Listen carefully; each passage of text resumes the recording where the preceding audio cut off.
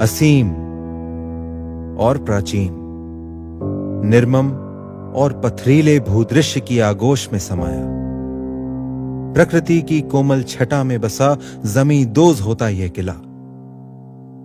संघर्ष और बलिदान के किस्से सुनाने को बेकरार है। किस्से उस जंगल के जहां गूंजती है हुंकार वीरों और डकैतों की। आज भी मेहमान की चाय में यहां सिर्फ दूध होता है। कहते हैं यहां के पानी में ही बगावत है।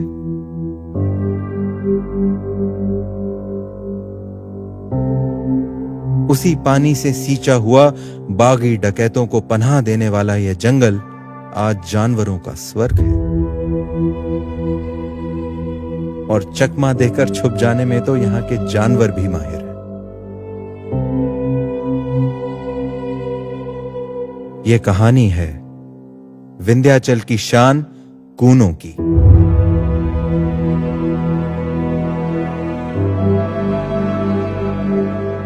,750 वर्ग किलोमीटर में फैला कूनो राष्ट्रीय उद्यान, दीवाना बना देने वाले दृश्य, हर मोड़ पर रहस्य और रोमांच, शर्मीले जंगली जानवरों का घर कूनो।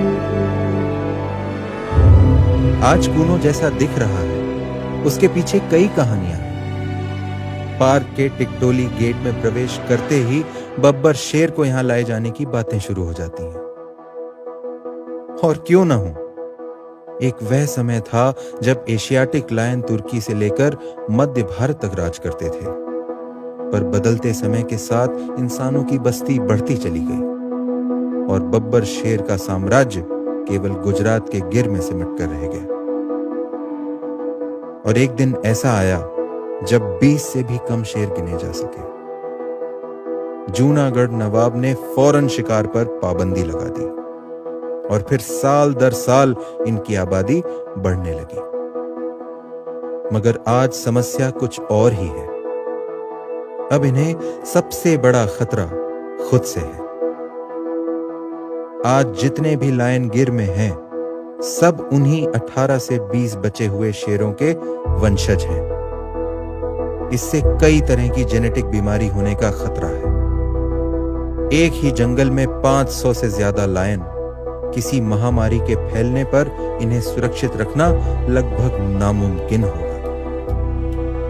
भाई बब्बर शेर है, ये नहीं मानते आपके सोशल डिस्टेंसिंग को।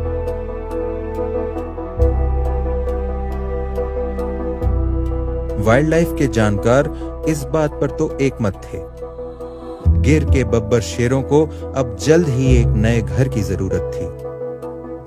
तो 1991 में wild life institute of India ने एक अध्ययन शुरू किया और कई जंगलों के आकलन के बाद मध्य प्रदेश के Kuno Palpur wild life sanctuary को सबसे माकूल पाया गया। यहां का मौसम और माहौल दोनों ही काफी कुछ सासन गिर जैसा था। शेर को नया घर देना था, उसके पुराने घर जैसा होना तो जरूरी था ना। और जनाब, लायन लाने की बात कोई नई थोड़ी है। 1920 के आसपास महाराजा माधवराव सिंधिया प्रथम पूरे लाव लश्कर के साथ अफ्रीका से कुछ लायन यहां ले आए थे।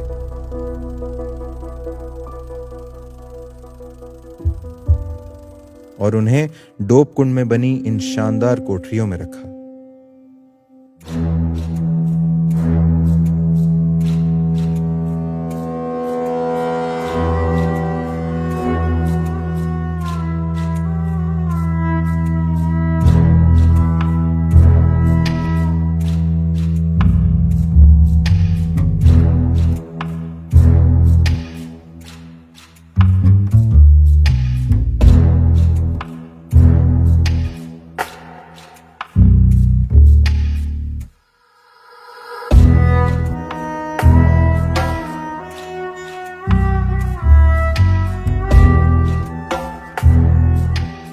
उनका सपना था इन्हें खुले जंगल में छोड़े ताकि इस भूदृश्य में बब्बर शेर की आबादी को दोबारा स्थापित किया जा सके।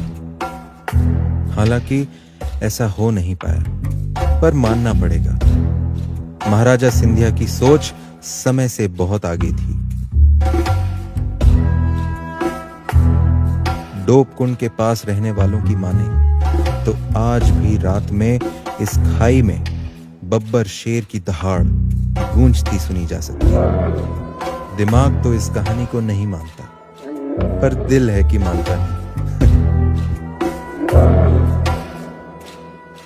फिर जब वन विभाग ने इस पर विधिवत रूप से काम शुरू किया तो उद्देश्य था शेरों को आजादी और सुकून में रहने लायक एक घर देना, और इसके लिए जरूरी था कूनो अभयारण्य में बसे सभी 24 गांवों में रहने वाले 1500 से ज्यादा परिवारों को यहां से विस्थापित करना। गांव वालों की भलाई और सुरक्षा भी इसी में थी। क्या है ना, मिस्टर एंड मिसेस सिंह को शांत माहौल में रहना पसंद है। यहां रहने वाले सहरिया और बाकी समुदाय के लोगों ने सिंहों के लिए विस्थापन के कठिन रास्ते को खुशी खुशी अपना लिया। वैसे भी बाहरी दुनिया से कटकर जंगल में रहना आसान नहीं था। नदी के आसपास की जमीन उपजाऊ तो थी, पर दूसरी तरफ यह चट्टानें डकैतों को भी पनाह देती थी।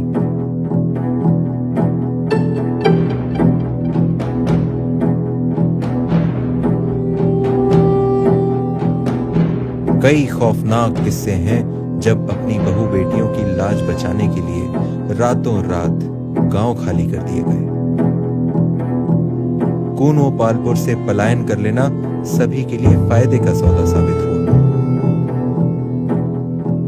विस्थापन का इतना बड़ा प्रोजेक्ट पालपुर राजा श्री जगमोहन सिंह के समर्थन के बिना संभव नहीं था। आखिर गांव वालों को उन पर अटूट भरोसा था। राजा, प्रजा और शासन के मिले जुले प्रयासों से सभी 24 गांवों को 1998 से 2003 के बीच कूनो से बाहर अगरा ग्राम में विस्थापित कर दिया गया। धीरे धीरे इन छोटे छोटे गांव और टोलों से आए लोगों ने अगरा को केंद्र बनाकर आसपास की जगहों में अपना घर दोबारा बसा लिया। सहरिया समुदाय के लोग वैसे काफी सादगी से रहना पसंद करते हैं और एक ही बड़े गांव को केंद्र बनाकर यहां सिंचाई और बिजली की व्यवस्था करने में वन विभाग भी ज्यादा कुशलता से काम कर पाया। रिलोकेशन के बाद सरकार की मदद से आदिवासियों ने कूनो संघर्ष समिति का गठन किया, जो कि आज भी लोगों और सरकार के बीच सेतु का काम करती है। आज पलटकर जंगल की तरफ देखें तो गांव के कुछ निशान बाकी हैं,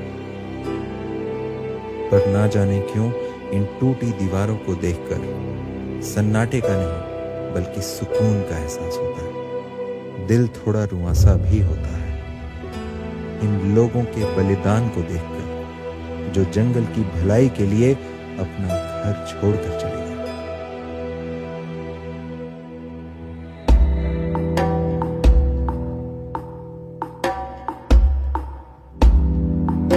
और भी बहुत कुछ है जो पीछे छूट गया और इतिहास का हिस्सा बन गया, जैसे 500 वर्षों का इतिहास खुद में समाये पालपुर गढ़ी। कूनो नदी के किनारे बना यह किला कभी चंद्रवंशी राजा बल बहादुर सिंह की राजधानी था। उन्होंने यहां लगभग 1666 में अपना साम्राज्य स्थापित किया। कई लड़ाइयां देखी हैं इन दीवारों ने। सूर्यास्त के समय किले का नजारा तो देखते ही बनता है।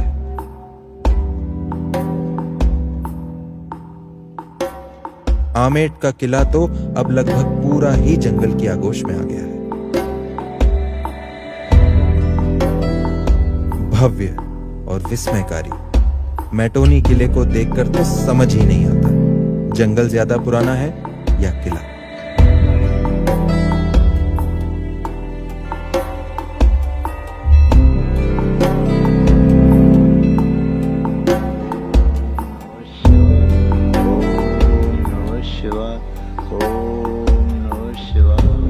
इस क्षेत्र की लोक कथा और संस्कृति को आज भी धोरेट बाबा सिद्ध स्थली और बाबा रण सिंह के दरबार ने जीवित रखा है। ये आंखें अपने नए शासक का इंतजार करते करते अब बहुत बूढ़ी हो गई। सालों पहले जब बागी डकैतों का इन गांवों पर अचानक हमला करके लूट लेना आम बात थी, तब यहाँ के निवासियों ने दूर दूर तक नजर रखने के लिए ऐसे मोर्चे बनाए थे।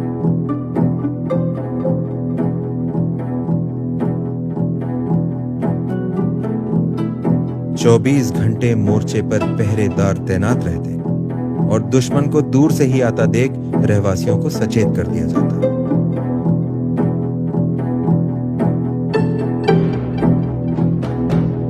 जंगल में पहरेदारी के लिए वॉच टावर बनाने की तरकीब शायद यहीं से आई।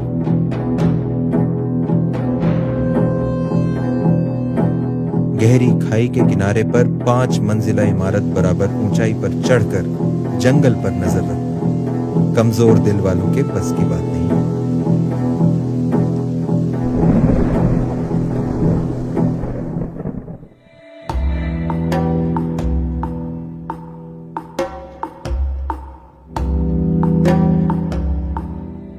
जंगली जानवरों को सुरक्षा देना तो एक बात है, पर उन्हें यह अपना घर लगे, इसके लिए खाने और पीने की व्यवस्था उतनी ही जरूरी है।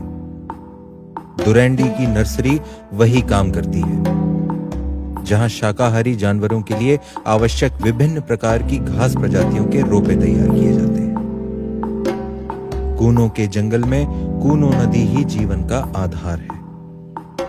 बाकी के ज्यादातर नाले गर्मियां आते आते सूखने लगते हैं और नदी से थोड़ी ही दूरी पर पानी की कमी हो जाती है। इस समस्या का हल दिया कैर खोह ने। पूरे साल जमीन से निकलने वाली पानी की इस मोटी धार को केवल ग्रेविटी की मदद से 12 किलोमीटर लंबी पाइपलाइन के जरिए रास्ते में बने अलग अलग तालाबों तक पहुंचाया जा रहा है। कमाल है ना? अभी तक कूनों में बब्बर शेर तो नहीं आए, पर इस जंगल को लायन प्रोजेक्ट और इन सभी प्रयासों से काफी लाभ हुआ। इसमें वाइल्ड लाइफ और आदिवासी समुदाय के लोगों दोनों का फायदा हुआ। अरावली और माधव नेशनल पार्क के बीच बैठे कूनों को जंगली जानवर तो हाईवे की तरह इस्तेमाल करते हैं। राजस्थान के रणथंभौर और मुकुंदरा हिल्स टाइगर रिजर्व के बाशिंदे भी खुद ही यहां आते जाते रहते हैं। करधई और खैर के इस जंगल में आते ही हर तरफ जंगली जानवर दिखते हैं। यहाँ के घास मैदान अफ्रीकन सवाना की याद दिलाते हैं और इनमें से कई घास मैदान तो कान्हा और बांधवगढ़ के मैदानों से भी बड़े हैं। करधई के बारे में माना जाता है कि बारिश आने से पहले हवा की नमी से ही यह पेड़ हरा होने लगता है। हार न मानना तो कोई इनसे सीखे। कभी हार न मानने का यही जज्बा कूनों की भी पहचान है। और अचानक ही यहां एक सागौन का जंगल सामने आ जाता है, जैसे मानो पूर्वी मध्य प्रदेश से उठाकर किसी ने इसे यहां सजावट के लिए रख दिया। आगे झुंड में चीतल, पीछे विंध्याचल। अद्भुत नजारा है और चिड़िया में उत्सुकता रखने वालों के लिए तो यह जन्नत से कम नहीं।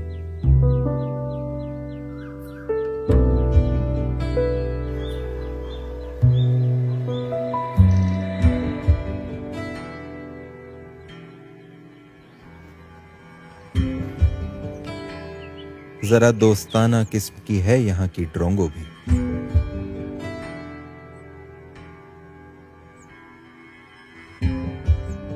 जैसे ही जंगल को थोड़ी सुरक्षा मिली, शाकाहारी जानवरों का घनत्व प्रति स्क्वायर किलोमीटर 2.5 से बढ़कर आज 65 हो चुका है। विश्वास नहीं होता कभी कभी मानव का कुछ ना करना भी जंगल के लिए क्या कुछ कर जाता है। शुरुआती दौर में 350 वर्ग किलोमीटर में फैला कूनों का जंगल एक पत्ते के आकार का था और कूनो नदी इसकी रीढ़ की हड्डी, जो इसे जीवन दान भी देती थी। तब इसका दर्जा अभयारण्य का था, किंतु 2018 में इसका क्षेत्रफल 400 वर्ग किलोमीटर बढ़ाकर राष्ट्रीय उद्यान का दर्जा दे दिया गया, जो कि एशियाटिक लायंस का घर बनाने के लिए जरूरी था। कूनो राष्ट्रीय उद्यान में टाइगर, लेपर्ड, बब्बर शेर एवं चीता, चारों बड़ी बिल्ली की प्रजातियां साथ रह सकती हैं, और ऐसा ऐतिहासिक तौर पर इस क्षेत्र में पहले रहा भी है। वह दौर अब गुजर गया जब पालपुर किले से यहां का शासन चला करता था।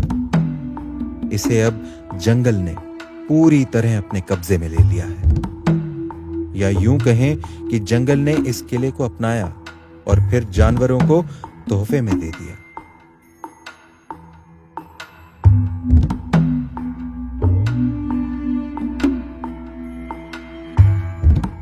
सोने सी चमकती धूप में यहां दिन भर लंगूर खेलते कूदते दिख जाते हैं, पर धूप और छांव का बड़ा गहरा रिश्ता है, और जैसे ही सूरज ढलता है, यहां का राजकुमार सिंहासन की ओर बढ़ता है, पर वह जानता है कि वह केवल इस सल्तनत का रखवाला है। कूनो की प्रजा को अब भी इंतजार है अपने असली शासक का।